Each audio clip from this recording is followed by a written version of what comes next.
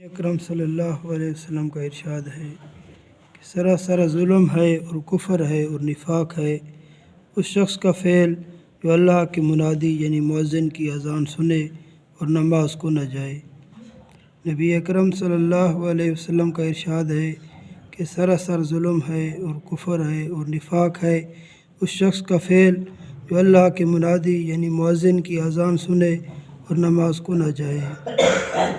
فائدہ: کتنی سخت وعید اور ڈانٹ ہے اس حدیث پاک میں کہ اس کی اس حرکت کو کافروں کا فعل اور منافقوں کی حرکت بتایا ہے کہ گویا مسلمان سے یہ بات ہو ہی نہیں سکتی۔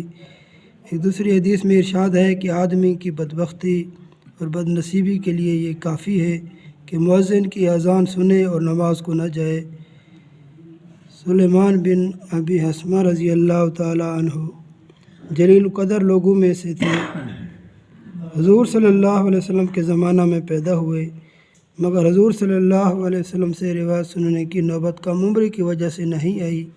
حضرت عمر رضی اللہ تعالیٰ عنہ نے ان کو بازار کا نگران بنا رکھا تھا۔ ایک دن اتفاق سے صبح کی نماز میں موجود نہ تھے۔ حضرت عمر رضی اللہ تعالیٰ عنہ اس طرف تشریف لے گئے اور ان کی والدہ سے پوچھا کہ سلیمان آج صبح کی نماز میں نہیں تھے؟ والدہ نے کہا کہ رات بھر نفلوں میں مشغول رہا، نیند کے غلبہ سے آنکھ لگ گئی۔ آپ نے فرمایا میں صبح کی جماعت میں شریک ہوں، یہ مجھے اس سے پسندیدہ ہے کہ رات بھر نفلیں پڑھوں۔ اللہ جل شانہ کو عمل کرنا توفیق نصیب